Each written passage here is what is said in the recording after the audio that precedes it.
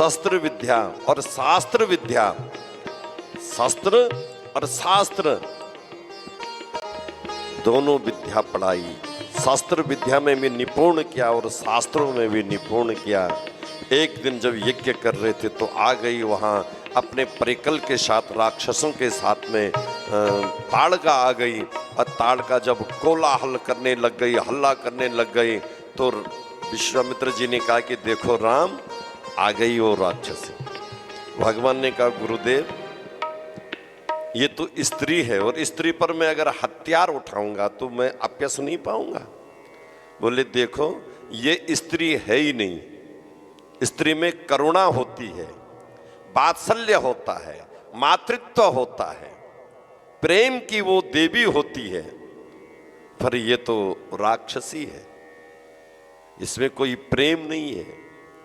ये अपनी प्यास तो लोगों के लव से बुझाने वाली है, दूसरों के घर को बिगाड़ने वाली है।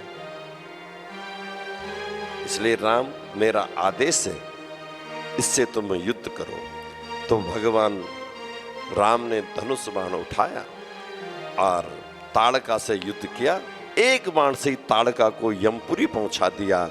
उसके बाद जो स्वभाव था, स्वभाव को भी भगवान ने मार गिराया। अब जो बचा मारीच, उसको बिना फल का बाण लगाया और वो समुद्र के तट पहुंच गया। कहां? बंबई में। बंबई में पहुंचा मारीच एक बाण से। उसको इसलिए बिना फल का बाण मारा कि यह भी काम आएगा, इसलिए उसके प्राण नहीं लिए। किसके? मारीच के। और मारीच को जब वो बाण लगा तो मारीच को 7 जन्म याद आ गए। उसने कहा रे बाप रे बाप, ये तो बैकुंठपति का प्रसाद रूपी बाण मुझे लगा है। उसने वहां मां बंबा देवी की स्थापना की। बंबा देवी का भक्त हुआ। कौन? मारीच। और उसी के नाम से जहां उसने बंबा देवी की पूजा की तो उस स्थान का नाम बम्बई पड़ा। आज लोग उसका नाम मुंबई रखते हैं, लेकिन बंबा देवी के नाम से वो बम्बई पड़ा। और बंबा देवी का वो बहुत भक्त हुआ। समुद्र के तट में उसने खूब भजन किया फिर भगवान के। फिर विश्वामित्र के साथ में राम लक्ष्मण वन में रहने लगे। एक दिन जब थोड़ा आगे चले, जब आगे बढ़ रहे थे तो वहां पर क्या देखा कि एक आश्रम है दूर।